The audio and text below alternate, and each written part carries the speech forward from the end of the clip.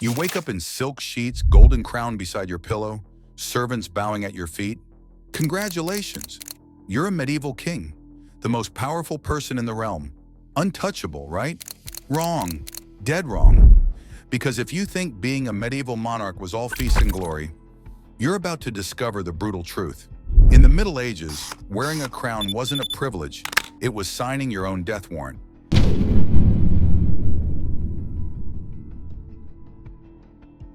Imagine footsteps behind your throne.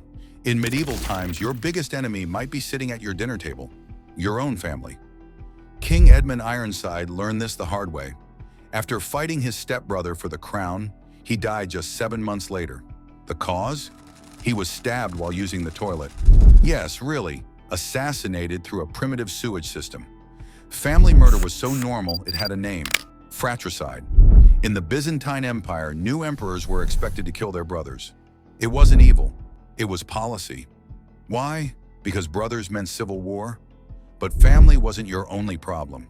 Your nobles, the men who swore loyalty, were secretly your worst enemies. They'd smile at your feasts while funding rebellions behind your back. Earl Godwin of Wessex spent years pretending to serve King Edward while undermining him at every turn. The truth is brutal. Medieval kings trusted no one. They slept with daggers under their pillows and food tasters at every meal. Every handshake might be your last. Every smile could hide a knife. Being king didn't mean safety. It meant everyone wanted you dead. And in medieval times, they usually succeeded.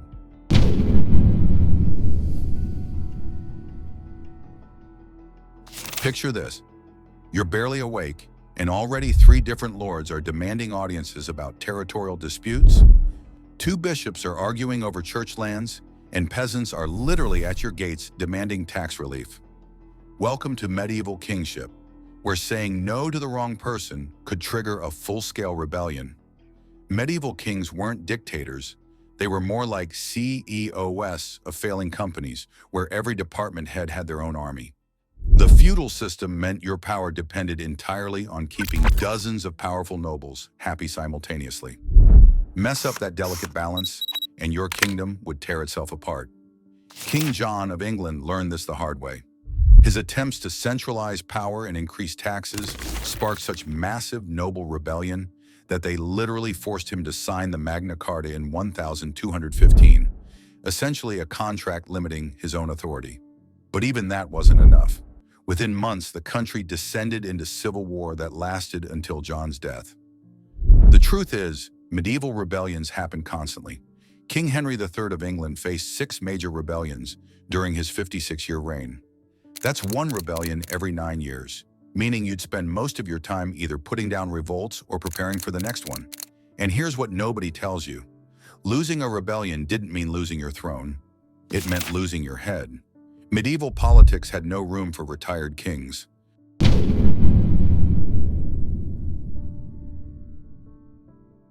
Here's what they don't tell you about medieval kingship. You didn't choose your battles chose you. Refuse to fight, and you'd be branded a coward. Your own nobles would replace you with someone more worthy. Fight and lose, and you'd be dead or in prison. Fight and win, and you'd just create more enemies seeking revenge. Imagine being King Harold Godwinson in 1066.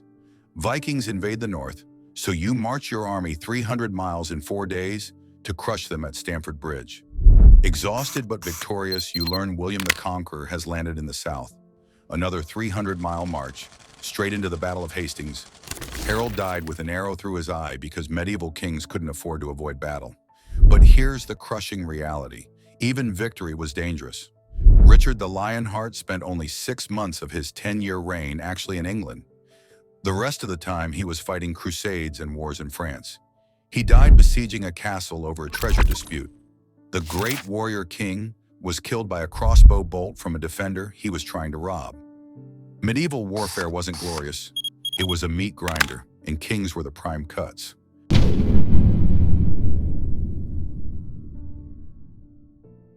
Think your royal castle would protect you from disease? Think again. Medieval palaces were death traps wrapped in luxury. Poor sanitation, contaminated water, and hundreds of people living in close quarters created perfect breeding grounds for plague, typhoid, and dysentery.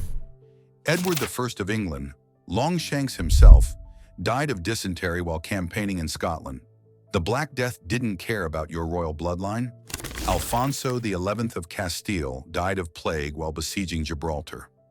Even Princess Joan, daughter of Edward III, died of plague on her way to marry into Spanish royalty. Royal physicians couldn't cure what they couldn't understand. But here's the terrifying part. Your own luxury was killing you. Rich medieval diets caused gout, kidney stones, and heart problems. King Henry VIII's infamous leg ulcers probably came from jousting injuries that never healed properly in an age before antiseptics. Royal feasts featured lead-glazed pottery and wine sweetened with lead, slowly poisoning the nobility with every meal. Medieval medicine was medieval torture. Royal treatments included bloodletting, mercury poisoning disguised as medicine, and surgical procedures performed without anesthesia or sterilization. Being wealthy enough to afford the best doctors often meant dying faster than peasants who couldn't afford such expert care.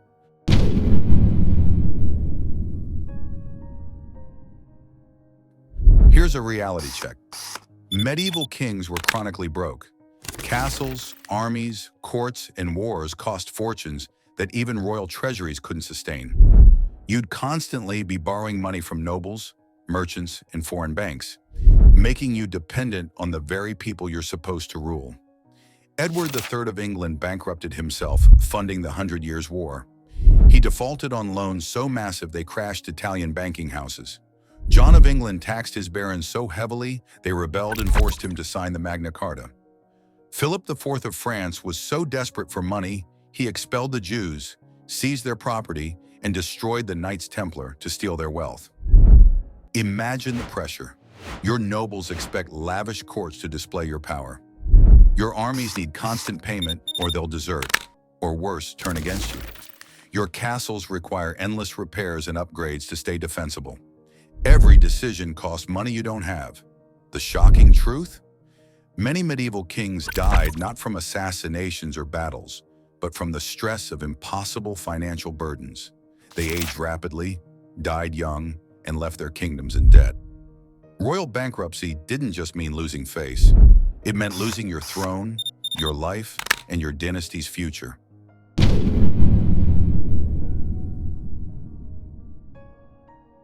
Picture this nightmare. You're the most powerful man in your kingdom, but there's someone who can destroy you with a single sentence: the Pope. Medieval kings lived in terror of excommunication because a papal decree could turn your own subjects against you overnight. King John of England learned this brutally when Pope Innocent III excommunicated him and placed all of England under interdict. No church services, no Christian burials, no sacraments. John's own nobles began plotting against him because an excommunicated king was seen as cursed by God. He had to surrender his kingdom to the Pope and receive it back as a papal vassal, the ultimate humiliation. But here's the deadly irony. Defying the church could kill you, but obeying it could also kill you. Henry IV of Germany stood barefoot in the snow for 3 days at Canossa, begging Pope Gregory VII for forgiveness. The humiliation weakened his authority so severely that his own sons rebelled against him. One son imprisoned him and forced his abdication. Medieval kings weren't divinely appointed rulers. They were pawns in a deadly game between secular and religious power. Cross the church and face rebellion. Submit to the church and face rebellion anyway for appearing weak. Either choice could be fatal.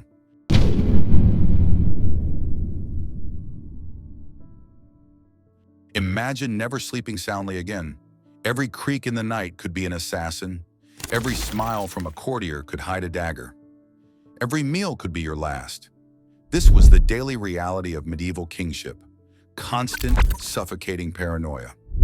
Kings developed elaborate food-tasting rituals, employed networks of spies, and slept in different rooms each night to avoid assassination. They trusted no one completely because betrayal was always profitable for someone. Richard III allegedly had his own nephews murdered because they threatened his claim to the throne. The princes in the tower disappeared, and Richard's paranoia ultimately contributed to his downfall at Bosworth Field. But here's what's truly chilling. The paranoia was completely justified. Medieval chronicles are filled with kings who were murdered by their closest associates. Edmund Ironside was probably stabbed while using the toilet. Edward II was allegedly killed with a red-hot poker in one of history's most brutal assassinations. Even powerful kings like William Rufus died under suspicious circumstances during hunting accidents. The crown didn't grant security. It painted a permanent target on your back. Medieval kings lived shorter, more stressful lives than many of their subjects, constantly looking over their shoulders, trusting no one, and knowing that their death would probably benefit someone close to them. So the next time you fantasize about medieval royalty, remember this. In the Middle Ages, the crown wasn't protection, it was a target. These kings lived in golden cages, surrounded by enemies, dying young and violent deaths. If you enjoyed this dive into medieval reality, hit subscribe for more brutal historical truths.